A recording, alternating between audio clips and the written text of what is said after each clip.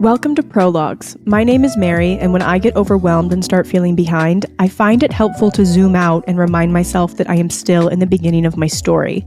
I'm sharing all of my life's chapters: mental health, relationships, wellness, beauty, the chaos of being in my 20s, and all of life's unexpected turns. Prologues is the best way to start your week, so join me every Monday morning for a new entry into my digital journal. Hello, and welcome back to another episode of Prologues. We had a bit of a break last week. It was unplanned. I actually had recorded the episode I'm about to re-record right now, and during the editing process, I was like, you know what? This just isn't that good. I was unhappy with the way I worded things. I felt like in moments I spilled a little bit too much personal information. And overall, I feel like I sounded disorganized. I was not in a good headspace when I recorded it, and it showed. So unfortunately, I had discovered that really last minute and did not have time to re-record last week, but I'm going to do it right now, and I hope you'll bear with me through this. Today, I want to talk about imposter syndrome and feeling like I'm not doing enough. And it's interesting because the first episode ever of Prologues is called You Have Time. And in it, I talk about something that's really important to me, which is this concept of not being behind and having more time than you think to live your dream life or accomplish your goals or just to experience joy and wonder and having a great life. And you have time, like you're not running behind. You have such a long life ahead of you, et cetera, et cetera. And that's something that I really believe in, but it's something I made an episode about because I have to remind myself of it all the time. And right now I'm struggling with that. I feel like I don't have time. I feel like I'm behind. I feel like I'm not enough. I'm not doing enough. I'm really struggling with imposter syndrome and comparing myself to other people. And if I have a thought that lasts for more than a day, chances are it's going to end up on this podcast. I didn't even realize it was imposter syndrome until recently. I just thought I was maybe still struggling with the tail end of burnout. I'm still healing from burnout. There was a whole episode on that. I thought maybe it's that. For a while, I was just thinking, no, I'm actually not enough. I didn't even recognize that those thought patterns were unhealthy because I convinced myself that, no, I'm just not doing enough at all. Once I realized there was something deeper going on, I just thought maybe it was burnout. And then recently I realized this is probably imposter syndrome. It feels like that. So I've spent some time reflecting, and it's what I want to chat about today. However, before we get into that, I just thought we'd have a little chat and a little catch up.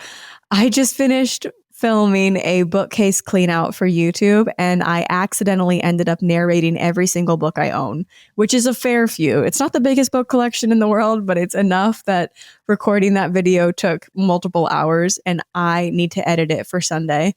It's already up by the time this podcast comes out, and I feel like it's going to be such a long episode, but it was nice because I feel like when you look back through your book collection, it's like you get to walk through memory lane. I have loads of books that I've had since childhood, and seeing them again and rereading excerpts and seeing the covers just sparked so many memories.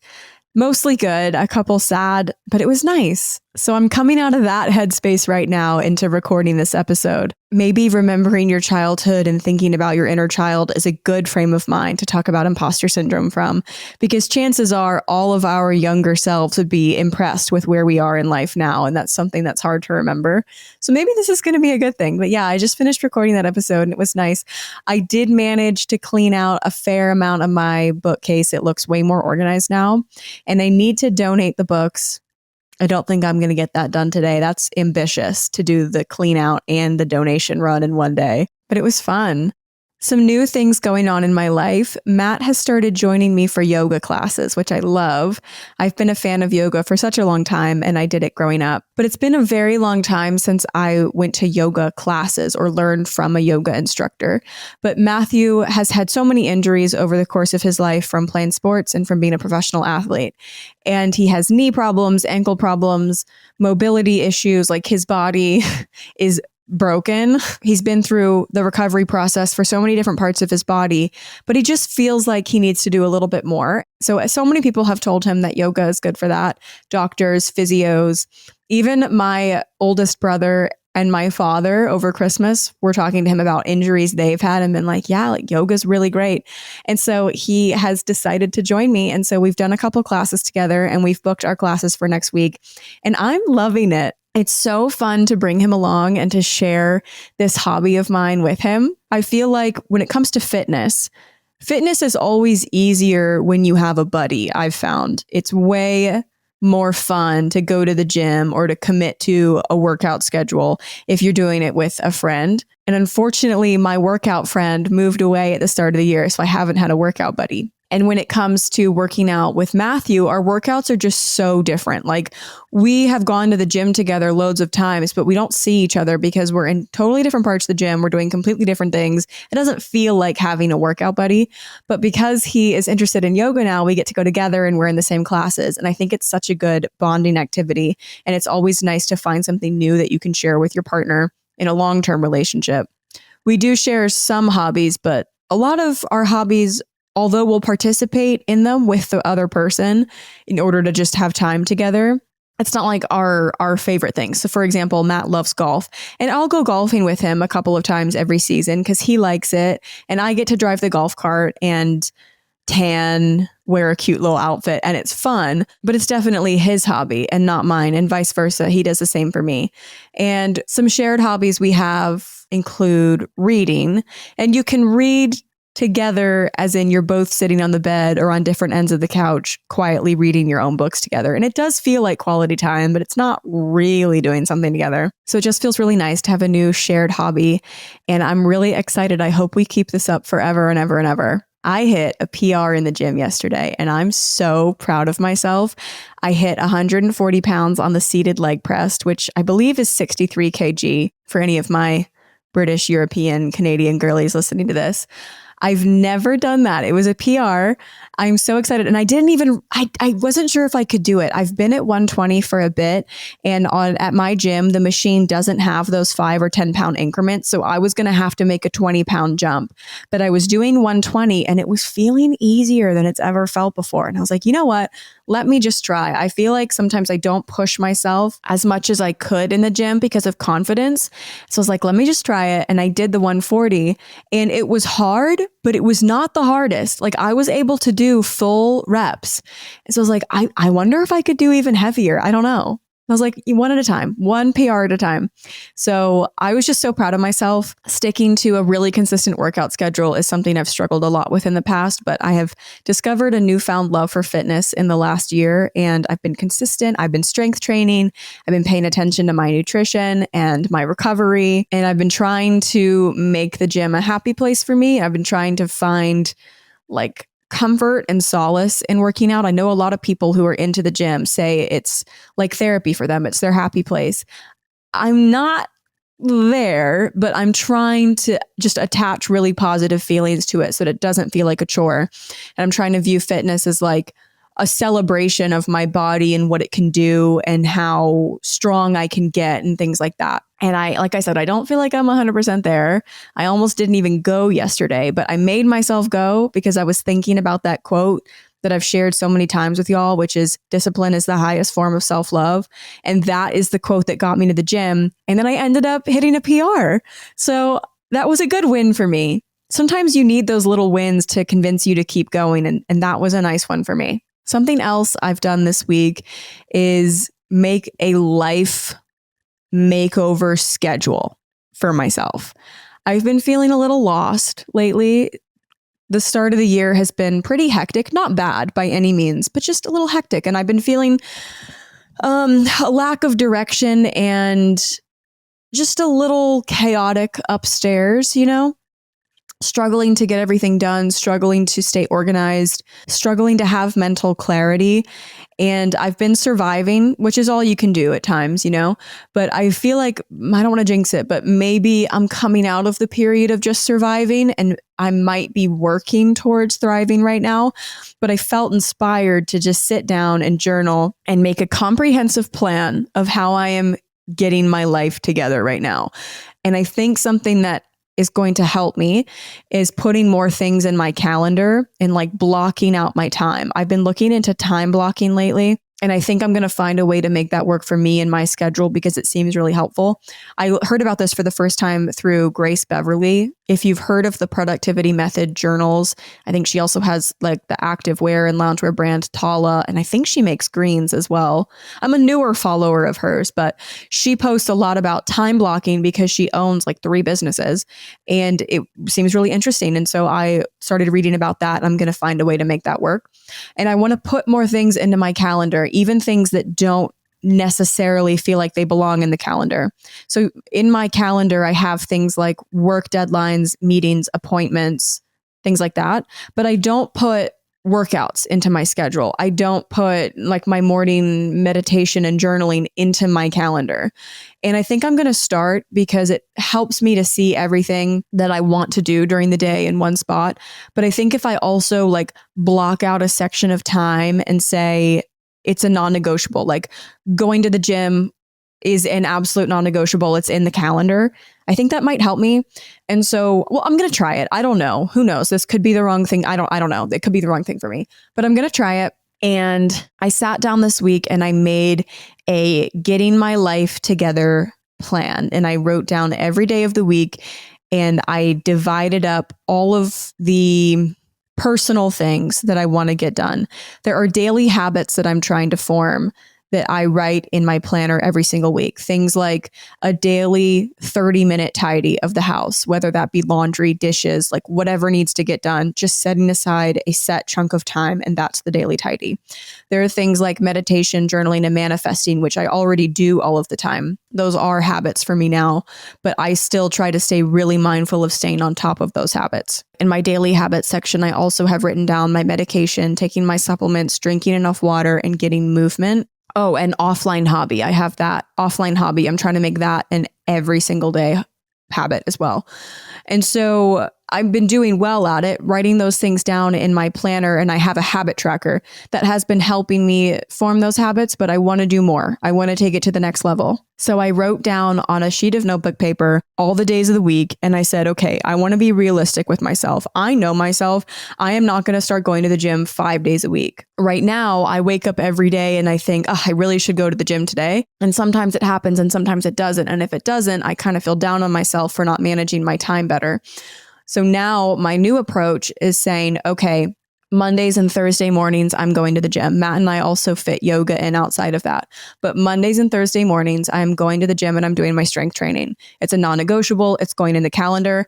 And on every other day of the week, I'm not going to make myself feel bad for not going because I know Mondays and Thursdays I'm going. And that's sort of the approach I'm taking. I'm trying to block out different days in my schedule to do certain things. And that way, when it's not my day to do that, I don't feel bad about it. I think this approach is going to be helpful for me. I'll have to update you guys. But I made a plan this week. And then I also made a getting my work life together plan. I made a content schedule for myself because I don't want to repeat myself on my vlogs, stories, and the podcast. I don't want to bore you guys by saying the same thing over and over again. So I feel like I need to separate out like what parts of my life I speak about on different platforms every week so that it's not boring. And then I also want to get on a really great schedule when it comes to output and productivity. Well, and this is something I'm going to talk about later in this episode, is like comparing myself to other creators and not feeling productive and not feeling like I'm doing enough. And I think part of getting over that needs to be giving myself grace. But part of it is I just want to become more organized. So I also made a really detailed, like time blocking schedule for work things that I want to accomplish. And I'm hopeful. I'm not going to beat myself up if I can't stick to it perfectly from the get-go. I know myself. I know I have mentee bees pretty often, and that tends to throw things out of whack. So I'm going to try to be nice to myself about it. But I'm also going to try this new like time blocking method, and I'm feeling hopeful about it. I'll have to let you guys know if this works for me, because I don't know. Maybe this is going to be a game changer for my productivity. Difficult to say, but I'll let you know. So moving update. Everything's going well. Everything's moving along. I had the realization last week that I don't have that much time left, and there's a lot of people I want to see and a lot of things I want to do before we move. So Matt and I have written out like a DC and DMV area bucket list full of our favorite restaurants and restaurants we haven't tried yet, things around the city we haven't tried yet, things we want to do one more time. And we're going to try to work through this bucket list in our remaining months here. And I know like several months sounds like a long time, but there's a limited amount of weekends. And I also am going to be doing some traveling because there's people I want to say goodbye to in person. And the calendar is filling up. And I think it's just really starting to sink in and hit me that this is happening. And I do feel excited and good about it, but there's obviously going to be complicated emotions surrounding a move of this magnitude. And it's hitting, especially because there's also fun things coming up, like a music festival I'm going to in April, things like that are also taking up social time. I want to spend a lot of time with my family, of course. I have friends who live all over the place. I want to see as many of them as possible before I go because I just don't know when I'll see them again. And it almost feels like I'm planning a goodbye tour. Does that sound weird? Because I don't expect anyone to come to me, but I also really want to say a proper goodbye to people. And so I want to try to go to as many people as possible and cross off as many items from this DC bucket list that I can. I've also been doing loads of moving prep and cleaning out different areas of my life and my closets and my apartment and everything. In fact, the bookcase video that I just filmed for YouTube was a moving prep video. I'm downsizing my book collection in preparation for shipping all my stuff across the Atlantic Ocean.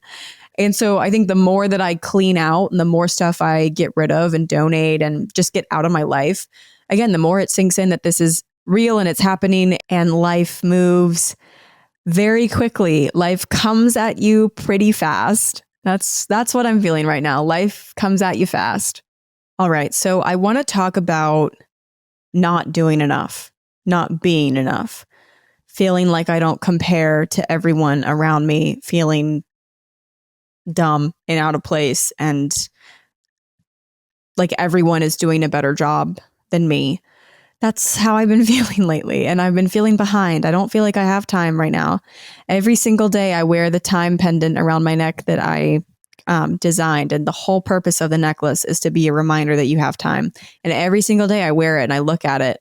And right now it's just it's not working.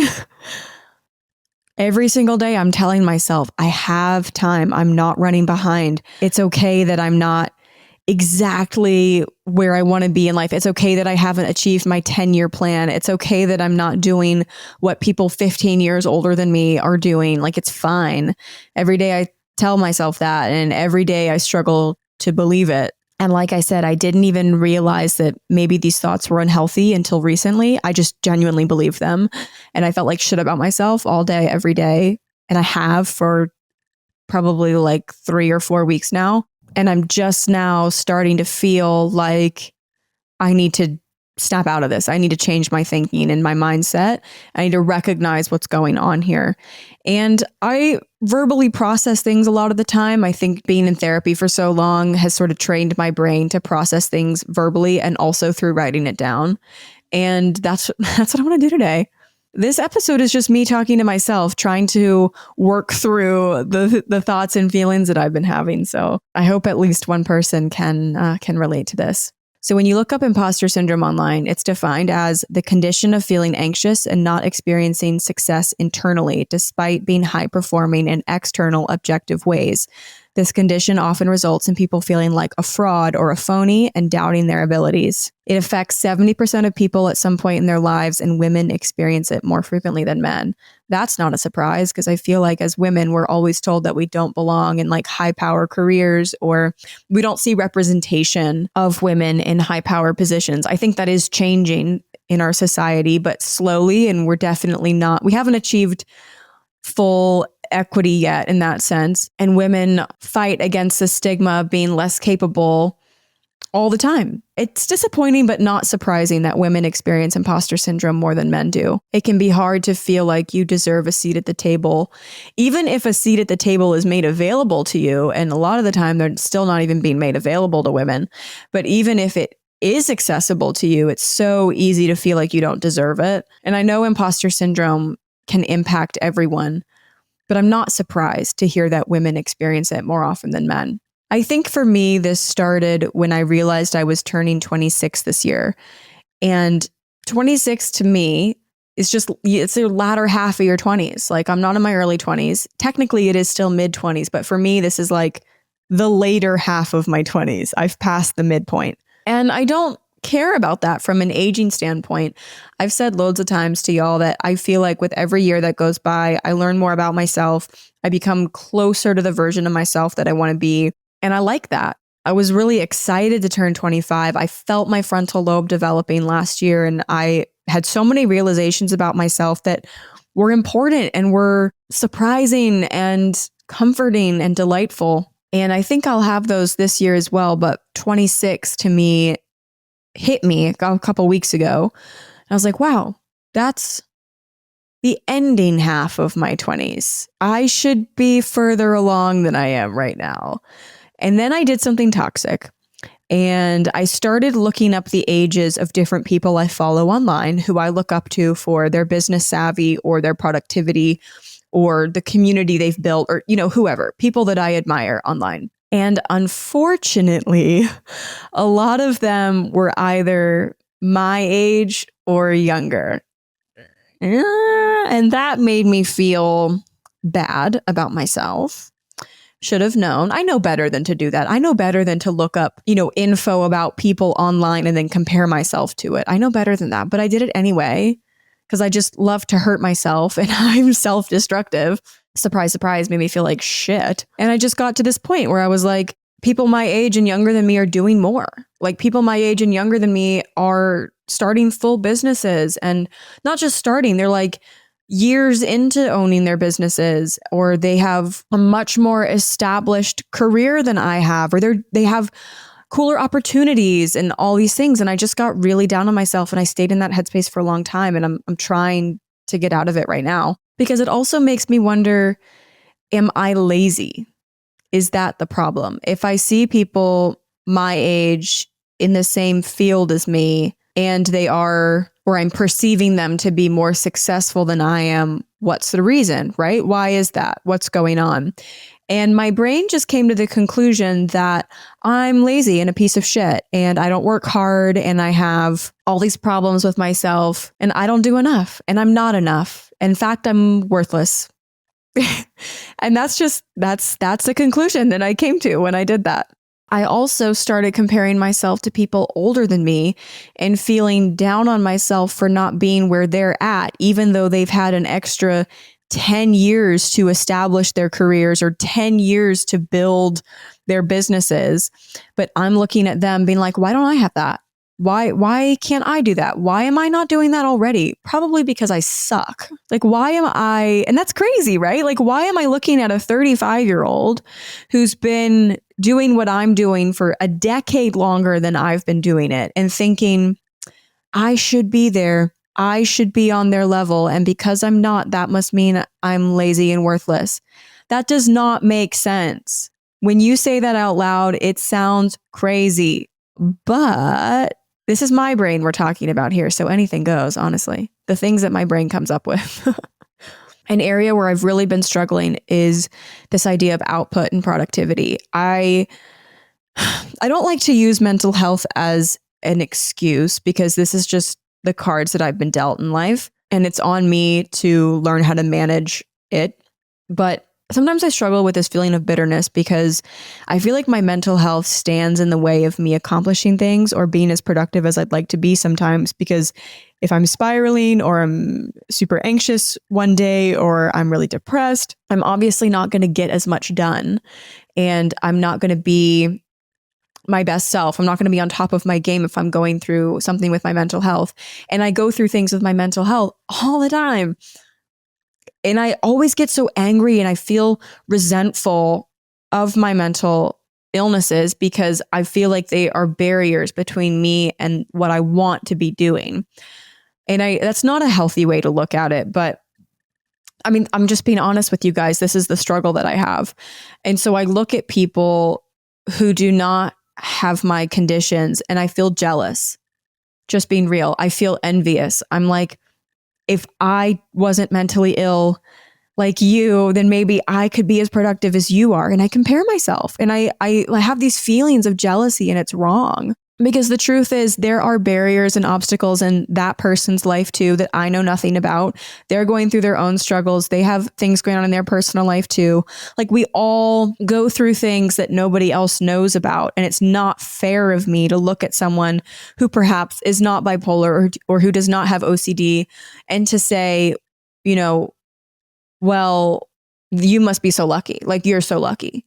That's not fair. That's not nice. And it's not fair. And it comes from a place of jealousy. And it's also not helpful for me to entertain resentment towards my mental illnesses, because that's not going to get me anywhere. Well, that's how I feel. And I do want to take a second to recognize that I have an enormous amount of privilege to have the job that I have, to be able to work for myself and make content and connect with you guys, to have this podcast, to make my own schedule is an enormous privilege, because when I was working all of the jobs that I've had before, my mental health was much, much more of a barrier. Because if I'm having a massive depressive episode now, there's a level of control I have over what I need to do during each day that I did not have before. Before, I would either have to call out sick of work. I used to call out sick during depressive episodes because in my head, I was like, it's literally an illness. They don't need to know that it's mental and not physical.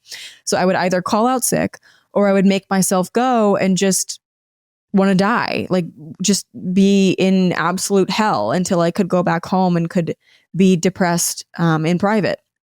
And so I do just want to recognize that I know that I have just such an amount of privilege having this job with my mental illnesses, because it allows me to take care of myself in ways that were not as easily accessible to me during all the jobs that I've had prior to this. I do just want to say that. But yes, I struggle with these feelings of resentment towards people also in this sphere, this creator sphere, who I see as like, well, you know, if I didn't have mental illnesses like them, then maybe I could do what they're doing. And that's wrong. Like, I'm not afraid to tell you guys when I have feelings or thoughts that I know are not right.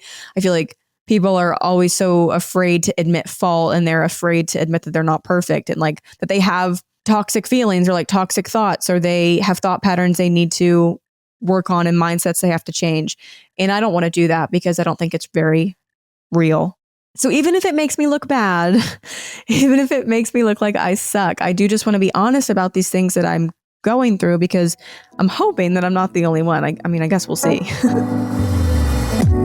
Today's episode is sponsored by Element. As you guys know, I've been fully back in my fitness girl era recently. I'm so proud of myself because I made a commitment to myself at the start of the year that I was going to get back in the habit of going to the gym routinely, getting in regular movement, all the things. And this was going to be a year of discipline for me. And I am very proud of myself that I've actually been doing it. I've realized that making time for the gym every week gets a lot easier when I know exactly what my gym essentials are. And I literally always have multiple packs of Element in my gym bag. I don't go to the gym without it. Element is an electrolyte drink mix supplement that I've been a huge fan of since last summer when I first discovered it. It has everything I need: sodium, potassium, and magnesium, and it has nothing that I don't need, like artificial fillers, added sugar, anything like that. I am a sweaty girl when I work out, and I also love to follow my workouts with the sauna, and supplementing with electrolytes helps me recover from my workouts and not get dehydrated throughout that process. Proper hydration is the foundation of so many of our bodily functions, and when I am properly hydrated, I notice a true difference in my mental clarity, my energy, the way I recover after workouts, my digestion, my skin. It feels like everything revolves around being properly hydrated sometimes. So if you'd like to try Element for yourself, I have a special link in the show notes of this episode, and that'll get you guys a free sample pack of Element with purchase. And I'm just so grateful to Element for being a part of my routine. If you've been feeling a little dry lately and you're interested in checking Element out for yourself, I'll leave that link in the show notes for you guys. And now back to the episode. But yeah, so I've been struggling with output and productivity. When I see people who I feel like are doing a better job than me, I've just been feeling jealous. But it's also not fair because in a way, me having those thoughts just completely undermines their abilities and their productivity and their strengths. Because if I'm sitting here thinking like, well, the reason you can do that is because you don't have mental illness, well, that's completely undermining them. Again, it's not right. None of this thought, like nothing about these thoughts is right. And that's why I'm working on them. That's why I'm trying to change them. I think a lot of this also comes from struggling with the feeling that productivity is tied to morality or worthiness. And something that I saw over and over again when I was looking up imposter syndrome and what it means, how it manifests, and what to do about it. That feeling of worthiness was coming up over and over again. And it made me reflect on my level of self-esteem, which admittedly is not great. I have self-esteem problems. Talk about this in therapy all the time. Confidence is something I really struggle with. And I feel like this sounds weird because so much of my content and so much of my platforms revolves around just like sharing my life and being vulnerable and being in front of a camera and filming myself and taking pictures of myself. And there is a level of confidence you need to have to do that. So I feel like it sounds weird to come on here and say that I really struggle with confidence, but I do in different ways. For me, my self-esteem problems manifest as these feelings of unworthiness and not having value. Because I posted that religious trauma episode, that's made me feel a little more comfortable opening up with things like that. And something that I've talked about in therapy a lot, or my therapist has spoken to me a lot about before, is where these feelings of poor self-esteem have come from, like where the low self-worth and limiting beliefs about myself have come from. And there's a few things that I've identified in my life as contributing factors. I mean, for one, I grew up being told all the time, like from infancy until age 18, that I was born worthless and born a sinner. And there's nothing that I could ever do to redeem myself. There's nothing I could ever do to save myself or make myself better. The only way I could be better was through, salvation and everything. So I was always told that I was born bad, born immoral, born evil, born worthless, not worthy, and born deserving of deserving of eternal conscious torment, like born deserving to live out eternity in hell for being born so bad. One thing I've learned in trauma therapy is how much of what you think about yourself and the world is formed due to the messaging that you receive when you're very young, ages 0 to 7, and like even more critically, 0 to 3 years old. And that was my world for the first 18 years of my life. That's the messaging that I heard about myself every single week, all the time. I was born evil. I was born immoral. I don't have any value. The only person who can make me better, or person, like the only thing that can make me better is like getting saved and being faithful and being a good Christian and all these things. I believed that. Of course I believed it. It was the only thing I ever heard about myself. It's the only thing I ever heard about my worth. So of course my brain formed these connections, and my brain like latched onto this idea that I was truly born a horrible person deserving to go to hell forever and ever and ever and ever and ever. So fast forward to now, 8 years after leaving the church. Is it a surprise that I still have self-esteem issues? No, but it's annoying. And something I say to my therapist all the time is like, it's so fucking annoying that so many of my hangups, like so many of my mental hurdles and issues that I work through right now are because of things that happened to me 20 years ago. Like, it doesn't feel fair that those things are still affecting me so deeply even now, because I'm like, that was a lifetime ago. I'm a completely different person. I cannot even describe to you guys how different of a person I am now, how different of a person I have fought to become through that. And it just pisses me off. And I am angry and bitter about the fact that even now, 20 years later, I am trying to work through these deep-rooted self-esteem issues because of the messaging I received when I was 5 years old. This might be niche. I think a lot of you will relate to it because I learned after posting the religious trauma episode that so many of you resonated with that or grew up similar to me. If you did not grow up with that messaging, there are so many other different ways that you can internalize limiting beliefs and low self-worth when you're young. Just having unsupportive parents, being one child out of a large family, and so not getting a lot of positive reinforcement. So many things can lead to your young childhood brain believing that you're not worthy, that you're not valuable. I think it's easy to go about your adult life not even realizing that that's in there, not even realizing that your brain has formed those connections. And that's really hard because you can't identify a problem if you have no idea that it exists, right? Like, how are you supposed to work through that if you don't even know it's happening? I think so much of self-esteem and low self-esteem exists in the subconscious. And you have to intentionally access that. And how are you supposed to do that if you don't even know that you should be doing that? I had no idea. There's issues that I've faced in my life. There's like situations that I've struggled with in my life that I didn't even really realize were impacted in part due to my own limiting beliefs until therapy, until working through these things and getting insight from a professional. And so much of imposter syndrome revolves around that sense of self-esteem. If you inherently believe that you're not valuable, then of course you're going to believe that your work and your output and what you offer the world isn't valuable either. How could it be valuable if it's coming from someone with no value, right? And to be clear, you do have value. We all do. But if you don't believe that about yourself, how are you going to believe that what you do for this world is important? I don't think you can. You're not going to be confident that you're good enough, that your work is good enough, that you are someone people want to be friends with or want to be in a relationship with. You're not going to believe that the things you have to say are important or insightful or interesting. You're not going to believe that people want to be around you. You can't believe good things about yourself if your subconscious believes that you're not worthy. And yet, how do you just go about reframing that? How do you form the new neural connections? How do you train that out of your brain? Wish I had an answer for you. If any therapists are listening to this and you want to come on the podcast and talk about it because you have insight to offer, please hit me up. I'd love to.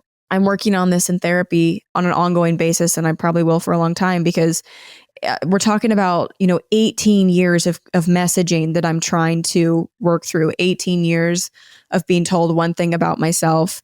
And it's only been 8 years that I've gotten out of it. And the first several years of that, I didn't even realize this was a problem for me. So it's really been a short amount of time comparatively that I've been trying to work through these beliefs about myself. And yeah, so I am not there yet. I wish there was just an easy answer. I wish there was just a guidebook or a to-do list or a checklist I could follow where it's like, do XYZ and you will fix your self-esteem problems. I really wish it was like that. And it's not. I've been feeling imposter syndrome so much. And yet it's at odds with what's happening. Like I just hit this milestone number on a platform that I love. And you would think that that would make me feel like I was doing something right. And yet it does not. Why isn't that important enough to me? Because it's something I'm so grateful for. Like, I was excited about it. I am excited about it. I feel very grateful for it. And to every single person who has seen a video of mine is like, that's something I want to see more of. Like, that's crazy to me. I can't even comprehend why anyone wants to follow along with my life. So I'm very grateful for that. And yet I look at that and I'm like, no, you're still not doing enough. Like, you're still not good enough. That's not enough. And how do you balance gratitude with this feeling of never feeling like you're doing enough? Like, how do you reconcile gratitude with always wanting more and always feeling like you're not doing enough and you've not accomplished enough, you haven't achieved enough, right?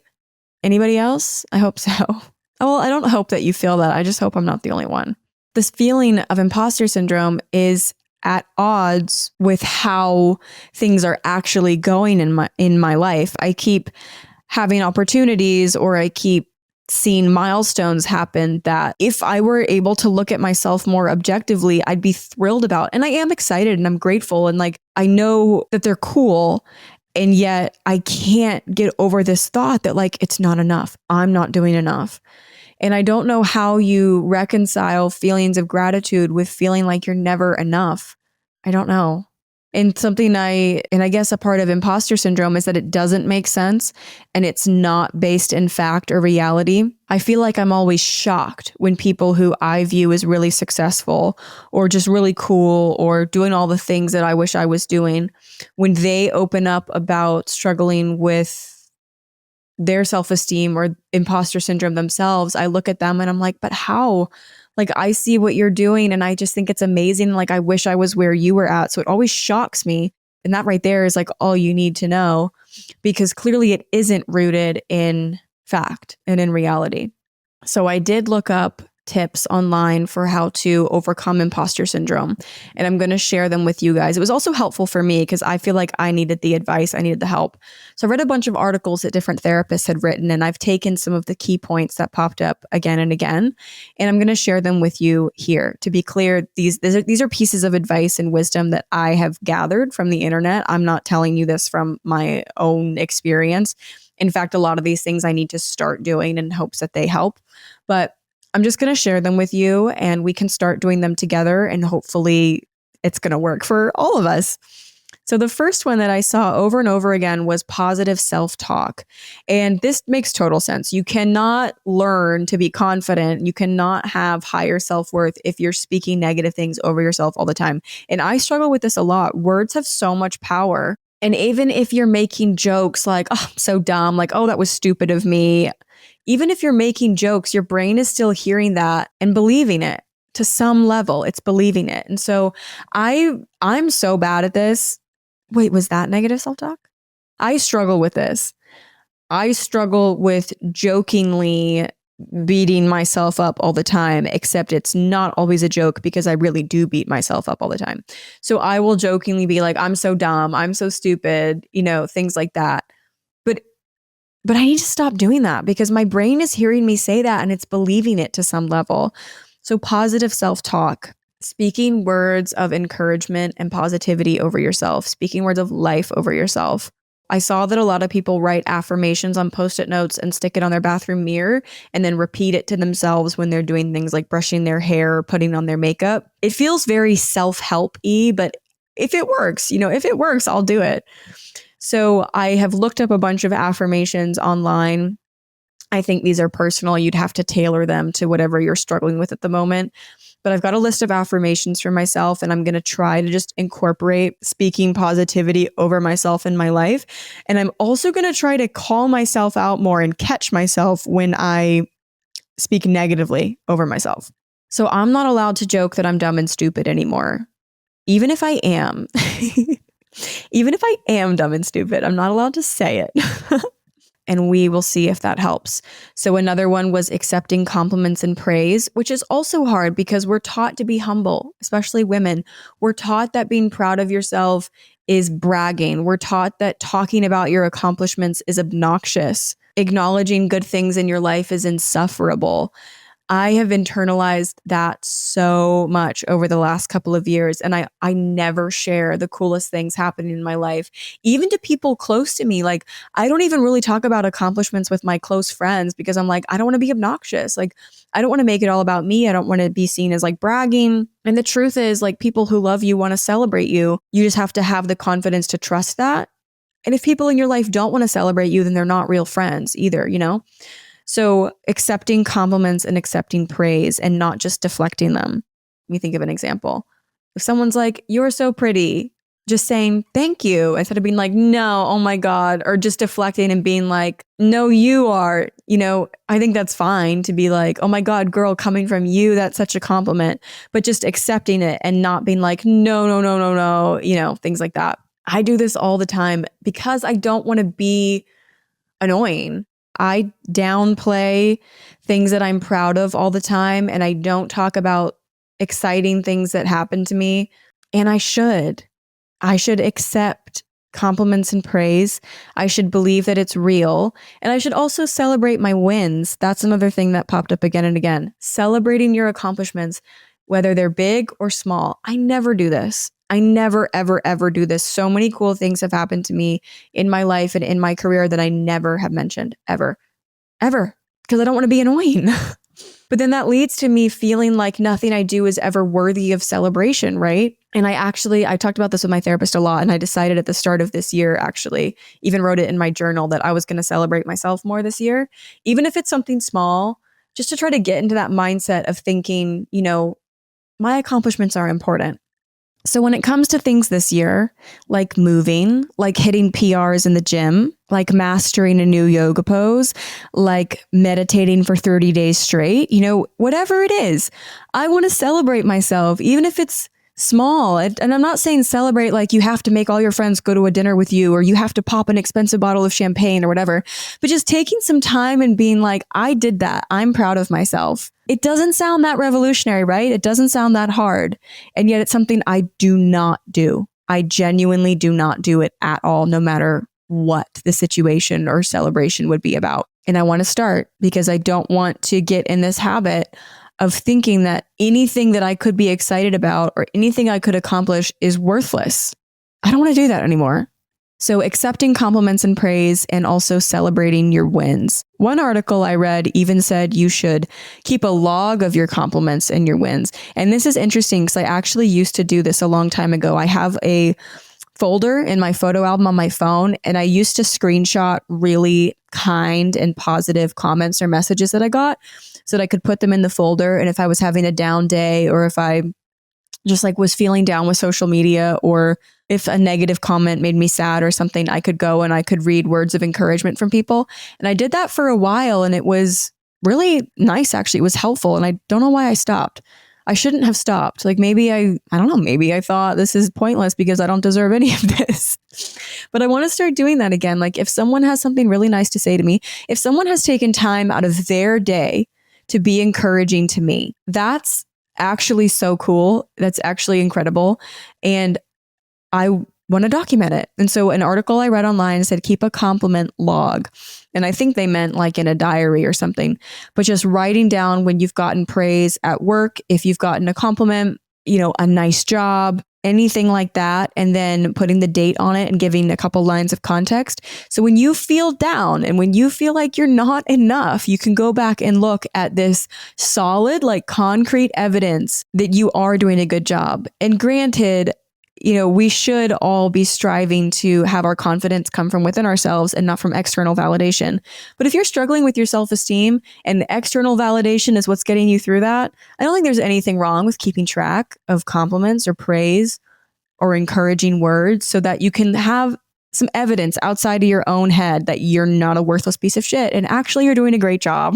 I would be remiss not to mention that a lot of the articles I read about how to address imposter syndrome did mention therapy, specifically CBT. Everything kind of revolved around therapy. And I think that's probably because so much of imposter syndrome is rooted in low self-esteem. And I know for me, like I would not have been able to identify the root of a lot of my self-esteem issues if it wasn't for a therapist, because I needed a third-party person to help me like pick through my memories and pick through my stories and identify those common threads.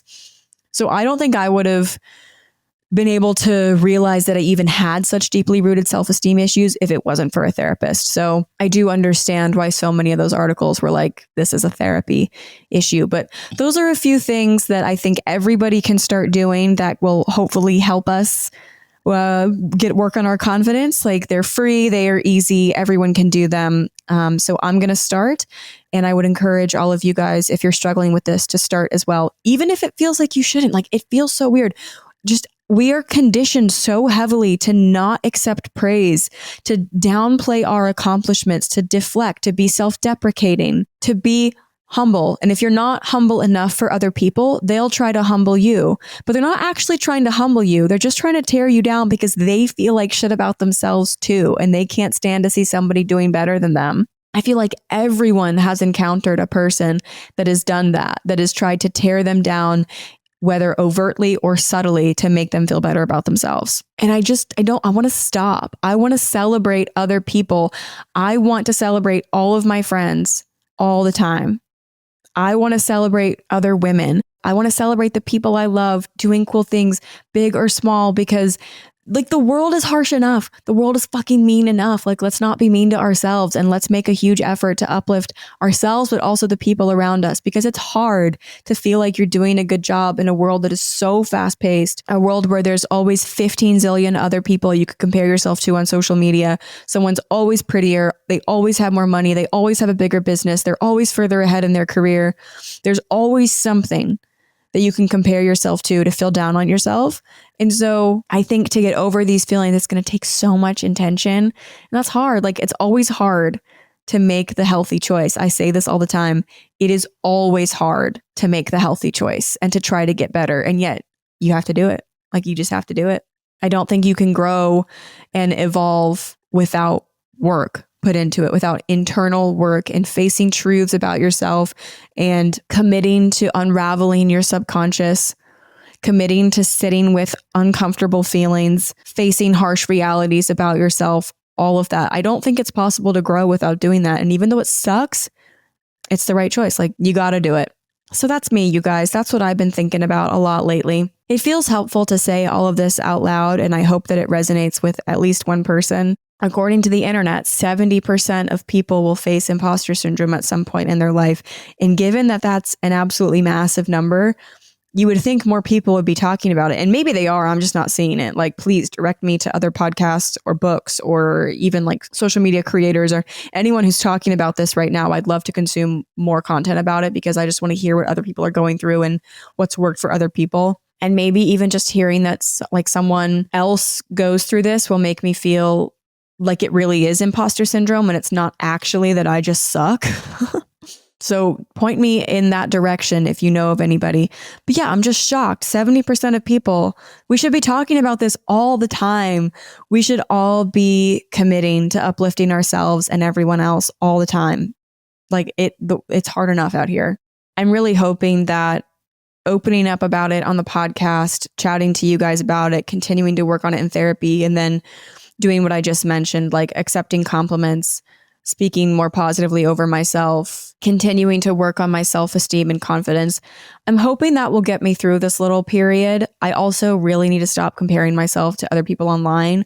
I need to what was going through my head when I was like, let me look up the ages of everyone I look up to so that I can see if I'm on the right timeline. That was wacky of me. I knew better than to do that, and I did it anyway. So I'm going to stop doing that. I'm just going to feel happy for those people. I'm just going to feel happy. And you know what? And this is like a manifestation technique. To Be Magnetic talks about this all the time. Instead of being jealous of people, I need to look to them as expanders. The To Be Magnetic podcast and membership talks about this so much. But basically, an expander is someone who has gotten to where you want to get, or they have accomplished what you want to accomplish, and you don't feel jealous of them. You just look to them to prove to you that it's possible, because you think, okay, if they've done it, I can do it too. Like, it's possible. So I need to work on my mindset and stop feeling jealous of people and start viewing them as expanders and realizing if they can do it, then it is possible. I'll have to update you guys on whether any of this works.